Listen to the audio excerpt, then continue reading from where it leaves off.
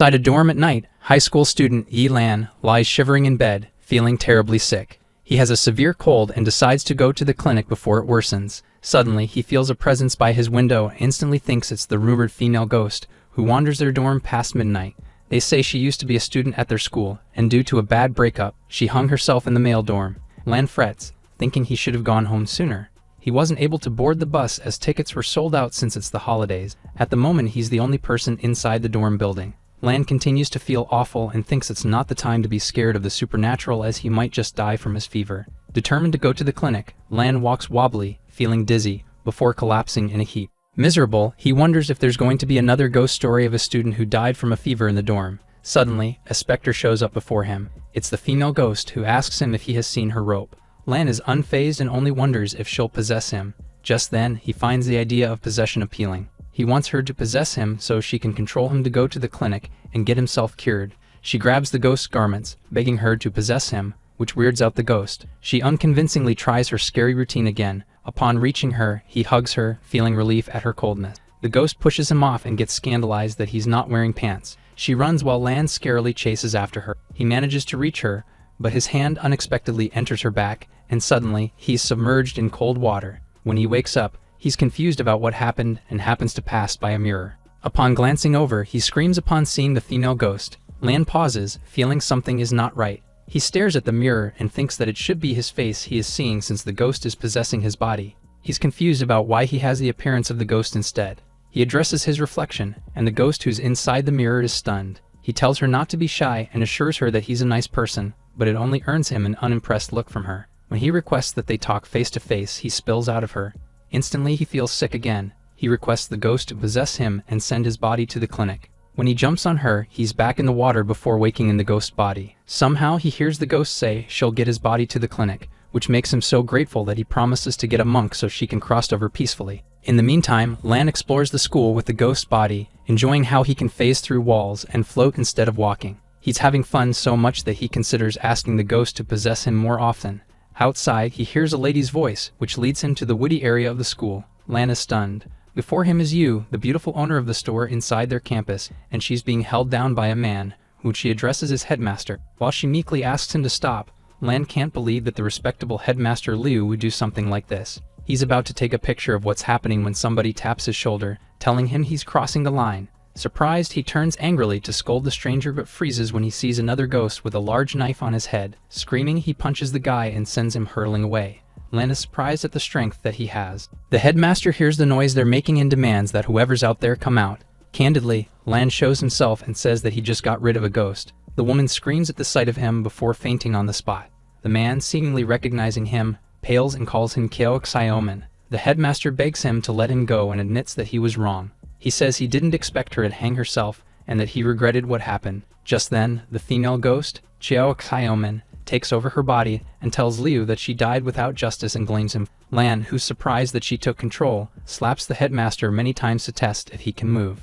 The headmaster reminds Xiomen of what happened and the revenge she's already exacted on the two guys who violated her. Liu scrambles to say that he never wanted her dead and that all he did was cover up the news since the school will get in trouble if everything is revealed. He blames his bosses, saying he was helpless as they won't promote him if he didn't expel her for reporting to the police. Lan is disgusted by what he heard and believes it's the headmaster's fault that the ghost committed suicide. Xiomen responds that though she's already dead, she still carries the bad reputation of committing suicide because she messed around with guys. She then menacingly asks him what his reputation would be like if he died that night. Lan thinks that the headmaster deserves death, but he pities Yu, who's sure to get into trouble if Liu dies. Recalling how nice she was, Lan convinces Xiomen not to kill Liu, but instead have the old man surrender himself to the police so the female ghost's reputation will be cleared. She listens to him and commands Liu to turn himself in. However, he refuses, making Xiomen and Lan angry. Lan thinks of punishing the headmaster with a rope and gets surprised when the ghost conjures one. She chokes the old man with the rope, but Lan implores that she doesn't kill him.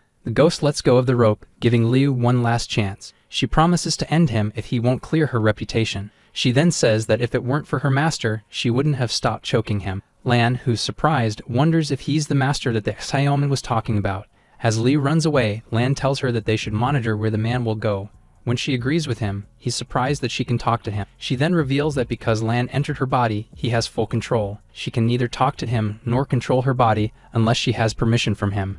Lan gets confused, as it should be that the ghost is possessing and not the other way around, and she replies that if that was the case, then their appearance should be that of Lan's instead of hers. Lan is bewildered, wondering if it's possible to possess a ghost. While the headmaster runs, Lan, who's currently in control of the ghost's body, is about to follow him when he realizes that Yu is still out cold on the ground. As he doesn't want to leave her there, Xiaoman suggests that he carry her. He then hoists her up while appreciating how curvy Yu's body is. Later, when Liu stops to rest, Lan spooks him by blowing air on his nape. The terrified man runs again, screaming, making Lan laugh. Suddenly, they're stopped by two ghostly men, and among them is the ghost with a knife on his head. The larger ghost, Hua, is angry at the female ghost for beating up his friend. He moves to attack him, wanting to teach the female ghost who's the boss, but Lan is unfazed. He strikes first, but Hua manages to evade. Furious, the thug-looking ghost punches him, but he hardly feels any pain.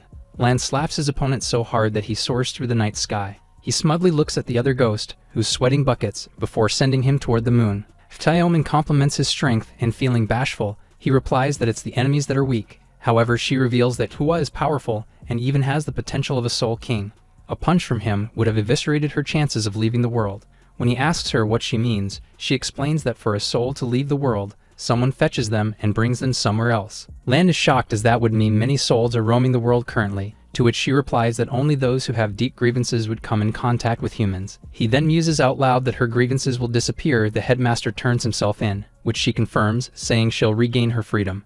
Quickly, they run after the old man. At the police station, Liu yells for help, saying there's a ghost after him. The policeman doesn't see a ghost anywhere, but the headmaster spots Xiaoman through the windows. Lan, who's unsure what to do next, wonders if they should hide, but Xiaoman tells him that they don't have to, as she can choose who can see her and who can't. Liu becomes more anxious, saying the ghost is right outside the door, but the officers don't see anything, and they start to wonder if there's something wrong with his head. They try to make him calm down, saying that the police station, as a law enforcement agency, has strong yang energy, so ghosts wouldn't dare enter the building. Surprisingly, the female ghost confirms that what the officer is saying is true. Normally they won't dare get close, but since Lan possessed her, it seems that she's lost her fear. He asks her what she thinks of him, if he's a human or a ghost, and she replies that he's neither. Disappointed at her answer, he then proceeds to scare Liu, who can only hug the policeman in panic. With the rope that Xiaoman conjured, she chokes and threatens to kill Liu if he continues to lie. Terrified, he finally spills the truth about what happened to Xiaoman to the police. Knowing that the revelation is huge, the police hurry to inform their department head. Lan leaves with a smile, happy that Xiaoman's reputation will be cleared. Even if the headmaster won't end up in jail, his life is already ruined. Lan feels amazing having done a good deed. After depositing Yu at her home, Lan thinks of how much fun he had that night. Just when he thinks about groping the unconscious woman a little, he falls out of Xiaoman's ghost body. Instantly, he feels feverish again. Xiaoman profusely thanks him for what he's done for her and promises to repay him. He tries to lighten the mood when he notices that her appearance has changed. The darkness left Xiaoman, revealing a smiling, pretty girl. Xiaoman exclaims, happy that she's regained her original looks, while Lan remains stunned at her beauty. She thanks him again while holding his hand, which makes him shy. He promises to take care of her, before imagining a sweet romance between the two of them. However, his fantasies are shattered when she tells him that she can't be with him. She has a feeling that she's going to leave soon.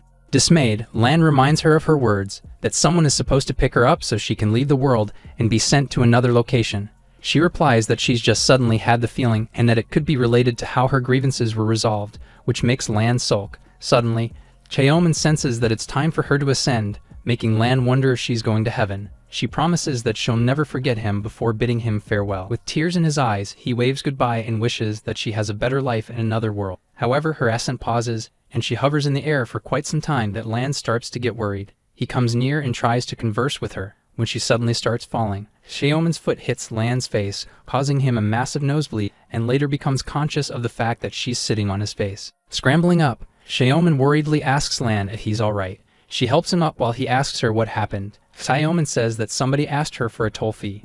As she had no money, they chased her away, so she came back. Lan is astounded to hear that you need to pay to get to heaven, and asks her to whom will she be paying the fees. She answers that it's the Kidian, a big company that serves the earth, spirit realm, and the heavens, who currently monopolize the only channel for spirits to get to heaven. If spirits are unable to pay, the Kidian leaves them on earth to suffer, even if they were to lose their soul. All the information he's suddenly hearing is making Lan dizzy, especially since he still has a fever. Xiaoman asks him if he means what he said earlier, that he would protect her. At her expectant face, Lan boldly says yes, before inquiring why she's suddenly asking him that. She then requests that he pay the toll fee so she can get to heaven, which is worth 50 million Earth currency. Lan is shocked at how expensive the fee is and tells her he doesn't have that amount of money as he's only a high school student. She tells him not to worry as money on Earth when converted to the currency of the spirit realm or Kidians doesn't amount to much, and she's also going to help him earn the money. She gifts him her spirit weapon, saying that it's like a magical treasure as mortals can't see it, and it can capture any target without fail. Selling it to a mage will also earn him quite a bit.